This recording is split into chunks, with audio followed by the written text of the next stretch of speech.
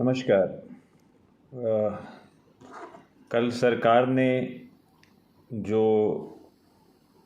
तेल का आयात होता है, खाद्य तेल का आयात होता है, उस पे जो छूट की सीमा है मार्च 2023 तक बढ़ा दी है।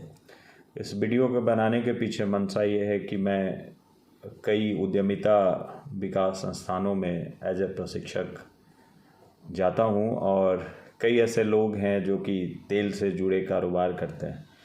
तो उनके लिए ये समझना ज़रूरी रहता है कि किन फैसलों से, सरकार के किन फैसलों से, मॉनसून के कौन से फैक्टर से, उत्पादन के कौन से फैक्टर से ये प्राइस आगे और पीछे होता है। कई बार ऐसा होता है कि हम समझते हैं कि सिर्फ लोकल फैक्टर और लोकल लोग के उत्पादन के आधार पे ही तेल का भाव बढ़ता और घटता है, तो वैसा नहीं होता है। मतलब कई ऐसे गवर्नमेंट के फैक्टर्स मैटर करते हैं। जैसे अगर एक न्यूज़ को अगर आप देखेंगे जो सरकार के तरफ से डिक्लेयर हुआ था कि 2021 में वॉल्यूम इंपोर्ट का गिरा था, लेकिन volume in the terms of वजन गिरा था, लेकिन कुल जो अमाउंट था वो बढ़ गया था। मतलब जहाँ एक पाम ऑयल का एग्जांपल ले तो 2020 में रेट 92 रुपये का था, 2021 में 128 रुपया हो गया था।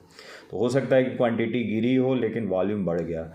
अभी जो सिचुएशन है, जो सरकार ने बढ़ाया है इंपोर्ट ड्यूटी को, इंपोर्ट ड्यूटी के एक्सटेंशन को, इंपोर्ट ड्यूटी में जो रिलीफ है, तो क्रूड ऑयल, जो क्रूड वैरायटी के पाम ऑयल हैं, सोयाबीन ऑयल हैं, सनफ्लावर ऑयल हैं, इस पर अभी कस्टम ड्यूटी ज़ीरो है, लेकिन थोड़ा सा उस पर एग्रीकल्चर सेस और सोशल वेलफेयर सेस के कारण 5.5% का इफ़ेक्टिव कस्टम ड्यूटी है। लेकिन वही अगर आप रिफाइंड वैरायटी के पामोलिन और पाम ऑयल को लें तो वहाँ पे 12.5% कस्टम ड्यूटी है, 10% का सोशल वेलफेयर सेस है और इफ़ेक्टिवली 13.75% का टैक्स है। थोड़ा सा रिफाइंड पाम और रिफाइंड सोया और मूंगफली के तेल के बीच गैप है। सोयाबीन और सनफ्लावर का जो रिफाइंड पार्ट है वहाँ पे 17.5% का कस्टम ड्यूटी है और सोशल वेलफेयर सेस 10% ले लें तो टोटल 19.25% है। ये चीज़ें क्यों होती है? मतलब अगर इंपोर्ट ड्यूटी के रिलैक्सेशन को लंबा रखा गया है तो उसका फ़र्क प्राइसेस पे बहुत ज़्यादा क्यों पड़ता है, जबकि इंडिया कंसिस्टेंटली तो चौथा उत्पादक है ही खाद्य तेलों का, एक आध बार टॉप उत्पादक भी हो गया है। और अगर आप कुछ डेटा को देखें तो 2010-11 में जो वाइल सीड्स थे, तेल नहीं, जो सीड्स बनते हैं, उसका प्रोडक्शन कुछ 324 लाख टन के आसपास था। 2020-21 में 365 तक गया है।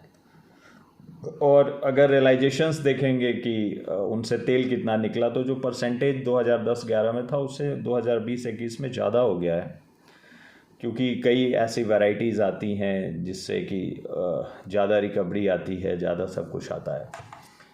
और कुछ जो समझने वाली चीज़ है कि कौन कौन सा तेल भारत उत्पादित करता है, तो लोगों के खाने के आधार पे आपको समझ में आ जाता है कि अगर साउथ के लोग मूंगफली, कॉटन सीड के तेल, सूरजमुखी के तेल, इन सब चीज़ों को प्रेफर करते हैं, तो वही ईस्ट और नॉर्थ तरफ आप देखेंगे कि सरसों, तिल का तेल और सोयाबीन तेल, राइस ब्रान तेल भी आजकल लोग खा रहे हैं। और जो ये उत्पादक राज्य हैं उसमें से ये 3-4 के बीच में ही आगे पीछे का होते रहता है, कभी गुजरात, कभी राजस्थान, कभी एमपी।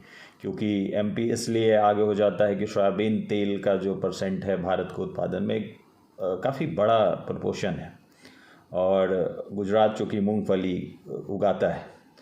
एक तरफ हम इंपोर्ट बेस्ड इकनॉमी हैं एडिबल ऑयल में भी, और दूसरी तरफ हम एक्सपोर्ट भी करते हैं। आपको ये जान के आश्चर्य होगा कि करीब करीब 80 देशों में भारत ने पिछले साल मूंगफली भेजा था। और करीब 125 देशों में तिल का तेल या तिल भेजा था। तो ये एक गवर्नमेंट की पॉलिसी होती है, कहाँ से उनको कौन सा रेवेन्यू ज़्यादा आ रहा है, या टर्म्स ऑफ कई बार जो हम फॉरेन करेंसी की बातें करते हैं।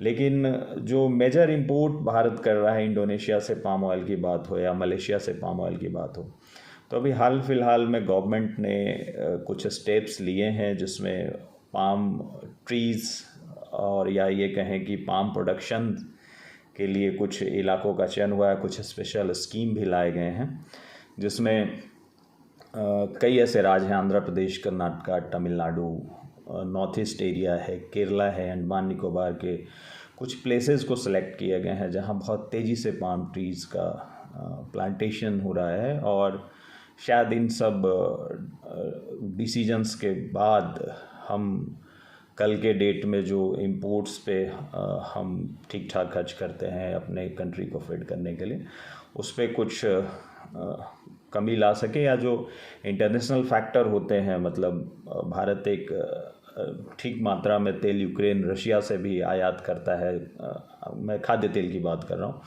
तो उस स्थिति में जो वहाँ टेंशन बढ़े थे और इंटरनेशनल मार्केट में पूरा जंप हुआ था, जो इन्फ्लेशंस पूरे वर्ल्ड मार्केट में बहुत ही हायर साइड में चले गए थे, तो कल जब हम अपने प्रोडक्शन पे बहुत निर्भरता दिखाएंगे तो इस तरह की पॉलिसी में थोड़ी हमें राहत मिलेगी। तो ओवरऑल अगर इन सबको कंक्लूड करें और ये वीडियो बनाने के अगर पर्पस पे बात किया जाए, तो इस साल मतलब पिछले साल के कंपैरेटिवली इस साल थोड़े से प्राइसेस नीचे आए हैं, रिटेल प्राइसेस नीचे आए हैं खाद्य तेलों के। और ये डिसीजन जब अब लिया गया है कि 6 महीना और बढ़ा दिया गया है जो इंपोर्ट ड्यूटी पे मिलने वाला रिलैक्सेशन है, तो आगे चल के भी प्राइस या तो डाउन ट्रेंड्स रह सकते हैं या स्टेबल रहेंगे। हाँ, एक फैक्टर ये है कि अभी चूँकि रबी सीजन का समय आ रहा है, बुआई करने का समय आ रहा है, तो और करीब करीब 70-71% जो तेल के सीड्स हैं उसका मतलब प्रोडक्शन है वो अनइरिगेटेड एरिया के थ्रू ही होता है भारत में। तो एक एग्रीकल्चर का एक जनरली एक ट्रेंड है कि जब किसी भी फसल की सोइंग सीजन आती है वहाँ पे उनके प्राइसेस थोड़े ऊपर की ओर जाते हैं। लेकिन जिस हिसाब से सप्लाई साइड से ठीक ठाक ग्रीन सिग्नल है, मैं समझता हूँ कि उसी दिशा में तैयारी रखनी होगी कि या तो प्राइसेस स्टेबल रहेंगे या फिर शायद नीचे का रुख ही रहेगा। धन्यवाद।